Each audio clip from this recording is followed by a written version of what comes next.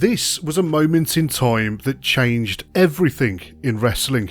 Few other moments came close to this seismic shift in pro wrestling, and it would have an effect on the business going forward that can still be felt today. Vince McMahon had done something that seemed unthinkable, impossible almost. In a way it was poetic, in another way it was one of the shrewdest business moves ever seen, in or out of the wrestling business. Whether you were a fan of WWE, WCW or both, you had to respect Vince McMahon's business acumen, and on a personal level, from his perspective, it must have felt incredible. McMahon paid a sum of just $4.2 million for the once white-hot sports entertainment brand. He might as well have stolen it. After a back-and-forth war between WWE and WCW that nearly saw McMahon put out of business forever, WWE managed to reverse their fortunes in spectacular fashion by knocking WCW out forever. Going back to 1997, WCW seemed unsinkable. The wrestling division of Time Warner made millions of dollars in profit through 1997 and 1998 as they briefly became the world's #1 wrestling promotion. The division was backed up by a humongous multinational corporation in Time Warner and media mogul Ted Turner himself, who had incredibly deep pockets, and it was his pet project. It seemed that WCW was the future of the wrestling industry. That WCW went under at all is a lesson in business, that there's no such thing as a sure deal. Eric Bischoff had a remarkable few years with WCW. After joining the brand as an announcer in 1991, it became clear that he had an eye for the business, and he rose up the ranks fast. By 1994, he was executive vice president and in charge of the entire outfit. It was Bischoff's vision to take on WWE and even overtake them to become the #1 wrestling promotion in the world that eventually brought WCW to prominence. From Bischoff's push to compete directly on Monday night against WWE Raw with WCW Nitro, along with signing WWE megastars in the likes of Hulk Hogan, Scott Hall and Kevin Nash, they pushed WWE to the brink of extinction. For a few years in the 90s, it seemed as though Bischoff was the genius, the innovative leader in sports entertainment, as he made wrestling red hot again. But just as it seemed like a sure thing that WCW would emerge victorious in the wrestling war, Vince McMahon managed to turn the tide in a huge way. In fact, a tidal wave was coming for WCW in the shape of WWE's Attitude Era. On top of that, during a meeting with Time Warner executives in 1998, Eric Bischoff realised from their comments that things were changing in the parent company. WWE accelerated in front of WCW as Raw took over in the ratings against Nitro, and the creative wheels were falling off WCW. By mid-1999, the programme was becoming senseless and almost unwatchable, and it was clear that Bischoff was mentally and creatively exhausted. WCW started on its downward spiral as it began to hemorrhage money. Time Warner executive Brad Siegel took the opportunity to fire Bischoff, never expecting to hear from him again.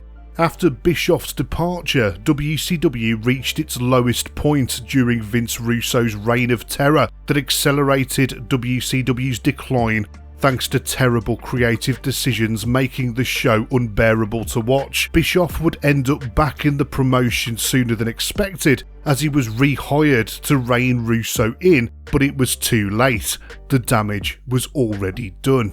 When Time Warner merged with AOL, Ted Turner's influence in the business diminished massively. The new conglomerate wanted to streamline the business, and so WCW was on the chopping block. After all, the wrestling division did show an incredible loss of $62.5 million by the end of the year. In just 3 short years, it had been one of business's most shocking reversals in fortune, and WWE and WCW literally traded places in terms of success. Bischoff spoke to Brad Siegel, the Time Warner executive tasked with WCW at the time, and suggested that he sold the company instead. It was a suggestion that was taken seriously. In a press conference, Siegel said, "Our company, Turner Time Warner AOL, is a very different business than the WWF. That is their business exclusively, while wrestling is not our exclusive business. As our company continues to grow and evolve, we realised that wrestling was not a core business for us. We felt that it was a critical or important programming asset, but not a core business. We felt that this business can continue to grow and flourish as it was best operated out of the confines of Turner/Time Warner. We're still very much in this business, just choosing to evolve it." It was a good sign for the future of WCW that if an outside investor was to purchase the division, then they would still have a TV network to call home, and WCW would also be free of the meddling from executives higher up in the chain that just didn't understand wrestling. Bischoff, alongside business partner Brian Bedell, formed Fusient Media Ventures, and the sale looked like a done deal to the tune of $67 million. The new team quickly negotiated a 10-year time slot for Wednesday nights on TBS. Bischoff and his partners quickly identified the problems that WCW had faced in the couple of years prior and decided to cut back on touring costs. Rather than going from city to city or state to state, they wanted to build a state-of-the-art wrestling facility in Las Vegas to broadcast all of their TV shows from. Negotiations even began with the Hard Rock Cafe to base their program at their location. Bischoff's long-term plan in terms of creative was to build up Scott Steiner as a monster heel world champion, all leading up to a short break before rebooting WCW at a pay-per-view called The Big Bang. The tagline on the poster was "The creation of the new WCW." In a later interview, Bischoff said that the new WCW would have more of an in-ring focus, learning from the mistakes made trying to mimic WWE in 1999 and 2000. Having every show emanate from the same stage in Las Vegas would also allow for huge pyrotechnic shows, big screens, and other special effects never seen before in wrestling. Stakeholder Brian Bedell said, "We're going to re-establish the WCW as the champion of professional wrestling entertainment. There is huge untapped potential for the franchise, and with Eric Bischoff on board, we will crank everything up to make the WCW franchise even bigger, better, stronger, and more entertaining than anything wrestling fans have ever experienced before." Fusient Media sent producers into WCW to shadow the production staff in order to get a feel for the post-production process as it currently stood. The consensus was that the post-production side of WCW was a total mess, and in the boardroom, talks of the takeover seemed to stall. Rumours were abound that AOL had imposed a deadline date of March the 30th, 2001, and if they couldn't find a buyer for WCW by the cutoff, then they would bin the wrestling division altogether. Time was ticking on, and fans and the media noticed that WCW had stopped being advertised beyond the March the 26th, 2001 episode of Monday Nitro. That episode of Nitro would turn out to be very significant indeed. Eric Bischoff has later said that he was on vacation in Hawaii as he answered the phone to Fusient business partner Brian Bedell. Bischoff had flown his family away in anticipation of the WCW deal being finalised that week, realising that his workload was about to increase massively. Bischoff expected that this might be the last extended amount of time he'd be able to spend with his wife and kids for the next few years if he was about to be part of the new WCW. On the phone, Bedell told Bischoff that WCW was done. Bischoff was about to open a bottle of champagne before Bedell had to stop him, explaining that it wasn't a done deal, but the deal was done. It was off the table, gone. A man by the name of Jamie Kellner had taken control at Turner Broadcasting and was reshaping the TV stations TNT and TBS that WCW used to air on. They were being modernised, and there was no space on the network for pro wrestling. With no television slot for WCW to call home, there could be no deal. It would be business suicide. Bischoff rushed to try and shop WCW to Fox, but it was too late. It turns out that TV deals take a lot of time to come together, and that was something that WCW did not have much of, considering the new deadline that had been imposed. Management at AOL Time Warner were ruthlessly moving forward, as March the 21st was listed as the last ever edition of WCW Thunder on TBS, and the March the 26th episode of Nitro will be the last edition on TNT. Now was Vince McMahon's opportunity to seize his arch rival and bring it down in the most visible way possible. WWE spokesperson Gary Davis said, "We are holding discussions with AOL Time Warner about the possibility of acquiring WCW." Compared to the effort gone to by Bischoff and his partners at Fusient, the sale to WWE seemed effortless and happened almost overnight. WWE had purchased the brand and the assets of WCW for a mere $4.2 million. Rumours have abounded in the years since that there was a conspiracy afoot. After the sale, former WCW employee Bob Ryder posted this online. Brad Siegel took steps to make sure the company was of no value to anyone except the WWF.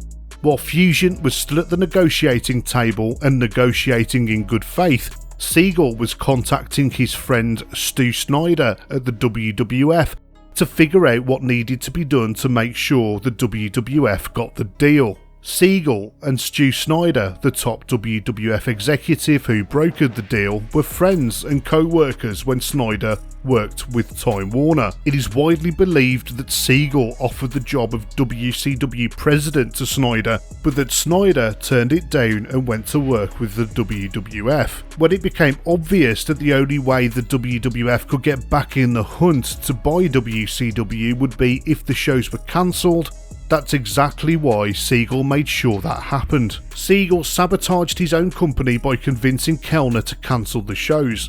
He did that after he made a call to Stu Snyder and found out the only way he could make a deal with the WWF was to cancel the shows. Once the shows were cancelled, that narrowed the potential buyers to one. And it wasn't just Bob Ryder who believed this conspiracy. JJ Dillon and Kevin Sullivan have alluded to it also. Conspiracy or not, there was no doubt as to who owned WCW now when WCW Nitro emanated from the Boardwalk Beach Resort in Panama City Beach, Florida. The McMahon family didn't just make their presence felt on TV, but backstage too. Vince McMahon himself wasn't in Florida, he was at Monday Night Raw in Cleveland, Ohio. But it was arranged that the final episode of Nitro will be simulcast at specific moments with WWE Raw, and the last segment of the show, a full 17 minutes, would be given over to McMahon.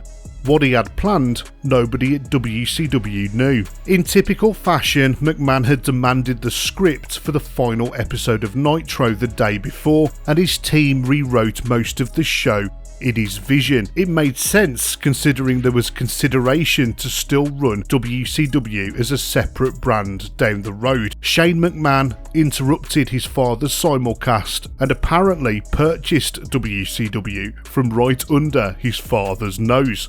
In reality, WWE quickly shut WCW down and fired most of the production staff. In the sale, WWE secured some of the contracts for WCW wrestlers, but most of the real stars of WCW had huge guaranteed contracts with Time Warner themselves, not the WCW entity, and therefore the likes of Goldberg, Hulk Hogan and Kevin Nash were definitely not going to appear on WWE's version of WCW. You see, WWE had tentative plans to run WCW as a separate brand, at least to begin with. WWE tested the waters on the July 2nd, 2001 episode of Raw, where in storyline Shane McMahon secured a WCW World Title match for the show. Booker T was the biggest WCW superstar that WWE had under contract, and he was world champion. On the show, he would face Buff Bagwell for the title. It would end up being a disaster.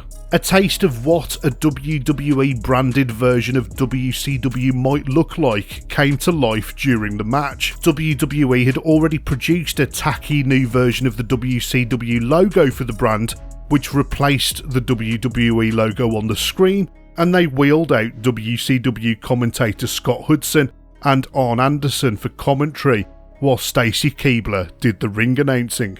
The referee wore a white shirt rather than the standard WWE striped outfit to complete the temporary rebrand. The match itself wasn't actually that bad, but the WWE fans in attendance rejected it immediately. After years and years of WWE going head to head with WCW, there really weren't all that many crossover fans between the two companies because the TV show was on at the same time, and the WWE fans in the arena that night did not want to watch a WCW product. They'd been conditioned for years to see WCW as not only the inferior brand, but the brand that was trying to put their favourite version of wrestling out of business as well. Many cite this event as being a fork in the road, because Vince McMahon had originally envisaged rebranding Raw as WCW Raw. It was already on paper that by October 2001, WCW would even be running their own house shows and pay-per-view events. It made a lot of sense, as the already overgrown WWE roster had now taken on dozens of WCW contracts. There were just too many wrestlers under contract to properly showcase all of them. Having two separate touring groups would alleviate that problem,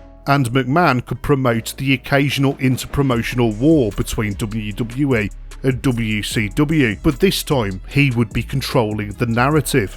The reaction from the fans to the WCW World Title match on Raw almost immediately canned the entire idea of running WCW as a separate brand. On screen, a limp version of WWE vs WCW played out in the form of the Invasion storyline, but it was a disappointment without the real stars of WCW being under contract. Ironically, the real stars of WCW all eventually came to work for WWE in the years later, as their big money contracts with Time Warner started to expire, but it was too late. A consequence of so many wrestlers being on the market since WCW's demise meant that WWE had to eventually split the company and promote two separate brands anyway. The WWE brand extension saw Raw and Smackdown being separated into different brands of the same company, but because WWE can't stick to their own rules, it has never been properly effective. From year to year, WWE decide how hard the border between the brands are depending on the state of the ratings,